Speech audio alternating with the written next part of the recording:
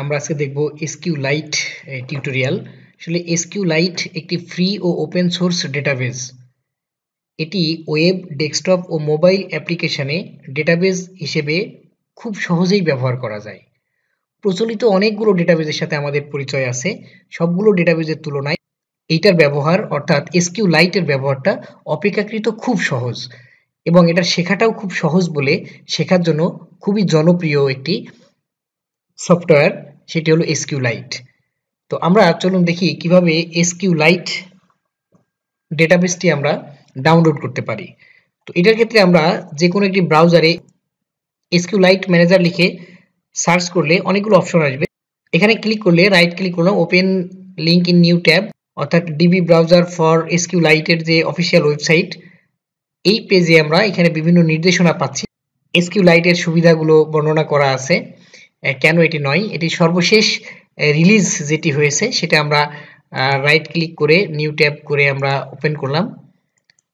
তো new tab থেকে আমরা এখানে দেখুন আপনার মেশিন কোনটা সাপোর্ট করে। তো এখান থেকে আমরা গেলাম DB browser for SQLite 3.1.2.1 win 64, অর্থাৎ 64 বিটের জন্য জিপ ফাইল, এটা ডাউনলোড করব। এখানে যদি আমরা ক্লিক করি তাহলে এটি ডাউনলোড হবে। আমি ডাউনলোড একটু আগে করলাম, দেখুন এখানে শো ইন ফোল্ডার করলাম, ডাউনলোড অপশনের মধ্যে ডাউনলোড হয়েছে। এখন এটি জিপ হিসেবে আছে। তো এটিকে আমরা রাইট ক্লিক করে এক্সট্রাক্ট করব, এক্সট্রাক্ট করলাম। এটা যখন ওপেন হলো, ডাবল ক্লিক করে আমরা ওপেন করলাম। তো এখন দেখুন যে এক্সি ফাইলটা, এটা আমাদের ইনস্টল করতে হবে। ইনস্টল করা আছে, আমি সার্চ বারে গিয়ে SQLite DB browser for SQLite এটা আমি ওপেন করলাম। তো ওপেন করলে দেখুন ইনস্টলের পরে এরকম একটি ইন্টারফেস আসবে। তো এখানে আমি ফাইলে গেলাম, গিয়ে নিউ ডেটাবেজ নিলাম, একটা ডেটাবেজের নাম দিতে হবে। তো আমি ডেটাবেজের নাম দিলাম, মনে করুন আমার কলেজের নামে ভেরামারা কলেজ, সেভ দিলাম। ভেরামারা কলেজটি সেভ করার পরে অর্থাৎ ডেটাবেজের নাম দিলাম ভেরামারা কলেজ। এখন টেবিলের নাম চাচ্ছে, তো আমি টেবিলের নাম দিলাম স্টুডেন্ট ইনফো, স্টুডেন্ট ইনফো দিলাম। তো এখন এখানে আপনাকে ফিল্ড অ্যাড করতে হবে। তো আমি একটা ফিল্ড অ্যাড করলাম। প্রথম ফিল্ডের নাম দিলাম আমি আইডি দিলাম ইন্টিজার নাম্বার, এবং আমি এটাকে প্রাইমারি কি হিসেবে বিবেচনা করছি এবং অটো ইনক্রিমেন্ট চালু করলাম। দ্বিতীয় ফিল্ডটি আমি অ্যাড করলাম যে স্টুডেন্টদের আমি একটা রোল নাম্বার এর একটি অপশন রাখতে চাই এবং সেটি ইন্টিজার টাইপ হবে। পরবর্তীতে আমি অ্যাড করলাম নেম। স্টুডেন্টের নাম লিখতে গেলে নামের ডাটা টাইপ হলো টেক্সট, তাই এখানে টেক্সট সিলেক্ট করলাম। তারপর একটা ফিল্ড যুক্ত করলাম এখানে যে ডিস্ট্রিক্ট, ধরে নিলাম যে কলেজে বিভিন্ন জেলার শিক্ষার্থীরা পড়বে, টেক্সট টাইপ দিলাম ডিস্ট্রিক্ট। অপরটি দিলাম আমি এখানে ব্লাড গ্রুপ, ব্লাড গ্রুপের ডেটা টাইপ দিলাম টেক্সট। অপরটি দিলাম জিপি এর জন্য অপর একটি ফিল্ড নিলাম, জিপি এর এটা আমরা ইন্টিজার রাখলাম, ওকে দিলাম। এখন দেখুন স্টুডেন্ট ইনফো এর মধ্যে কিন্তু আমার ফিল্ডগুলো যুক্ত হয়ে আছে। তো এখন আমরা যদি এটাকে দেখতে চাই তাহলে ব্রাউজ ডাটায় গেলাম, এখানে আমার একটা স্টুডেন্ট ইনফো সিলেক্ট করে নিলাম। তো এটা আমাদের চলে আসলো যে আমাদের ফিল্ডগুলো আসলো।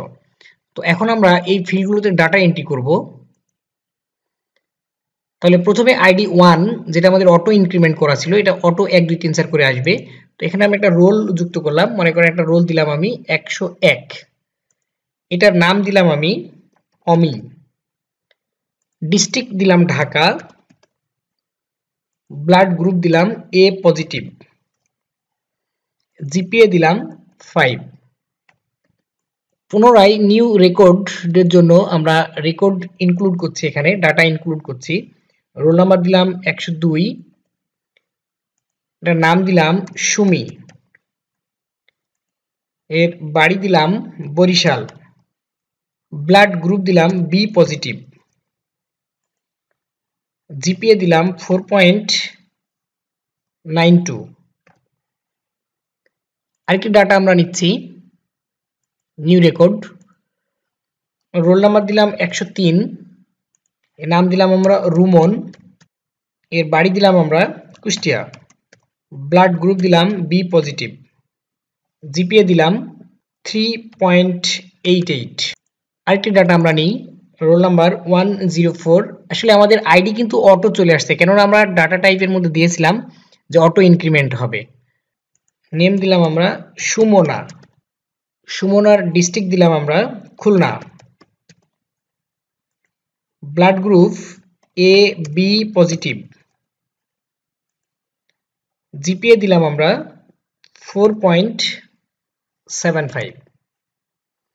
আমরা পুরোটাকে সেভ দিয়ে দিলাম। এক্সিকিউট এসকিউএল অর্থাৎ এসকিউএল কমান্ডে যাচ্ছি।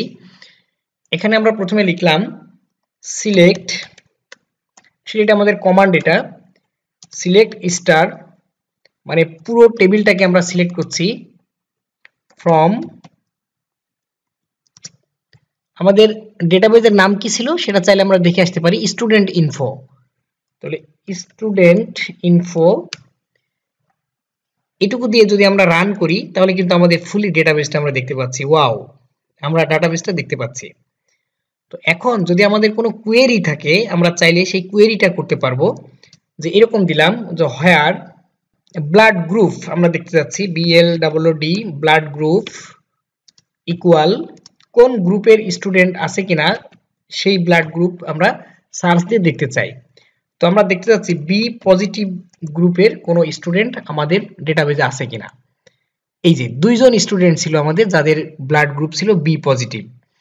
আমরা যদি মনে করি যে বি পজিটিভ নয়, আমরা অন্য কিছু দেখতে যাচ্ছি এখানে, যে এখানে দেখতে যাচ্ছি যে ডিস্ট্রিক্ট DISTRICT ডিস্ট্রিক্ট, আমরা দিলাম যে ঢাকার কোনো স্টুডেন্ট আমাদের মধ্যে আছে কিনা, DHAKA।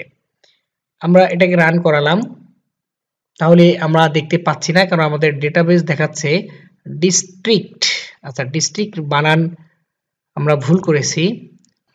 এখন দেখি আমরা ডেটাবেজে ঢাকার একজন স্টুডেন্ট আছে, তার নাম হলো অমি, রোল নাম্বার 101। আমরা ব্লাড গ্রুপ দেখলাম। এখন আমরা যদি মনে করি না আমরা জিপিএ এর ভিত্তিতে একটা কোয়েরি করতে চাই আমাদের এই ডেটাবেজে, তাহলে সেই ক্ষেত্রে আমরা এখানে দেখতে চাই জিপিএ ইকুয়াল, আমরা দেখতে যাচ্ছি 5 জিপিএ এর কোনো স্টুডেন্ট আছে কিনা, 5.00। আমরা রান করাই এটি, হ্যাঁ আমাদের 5 জিপিএ এর একজন স্টুডেন্ট আছে। তো আমরা মনে করলাম যে এখানে লেস দেন জিপিএ 4, জিপিএ 4 এর কম স্টুডেন্ট বা ইকুয়াল আছে কিনা সেটা আমরা দেখতে চাই। হ্যাঁ, 4 জিপিএ এর নিচে আমাদের একজন স্টুডেন্ট আছে যার জিপিএ হলো 3.88। তো আমরা যদি আমাদের ডেটাবেজে একটু দেখে আসি, 4.88, হ্যাঁ 4 এর নিচে একটা আছে, সেটা হলো 3.88, সরি 3.88 সেটা আমাদের দেখাচ্ছে। তো আমরা যদি মনে করি যে আমাদের ডেটাবেজে আমরা দেখতে চাই GPA is greater than equal 4.50, তো আমরা দেখতে যাচ্ছি আমাদের ডেটাবেজে 4.50 এর উপরে কতগুলো স্টুডেন্ট আছে। আমরা দেখতে পাচ্ছি 4.75, 4.92 এবং জিপিএ 5 এর স্টুডেন্ট আছে। তো আমরা এইভাবে করে আমাদের ডেটাবেজে কমান্ড দিয়ে আমরা কিন্তু কাজ করতে পারি। আমরা এইভাবে নানান কমান্ড দিতে পারি। তো আমরা পরবর্তী এপিসোডে আমরা এটার পরবর্তী বিষয়গুলো দেখব, যুক্তি দিয়ে অর্থাৎ অর অ্যান্ড ব্যবহার করে কিভাবে কাজ করা যায় সেগুলো আমরা দেখব।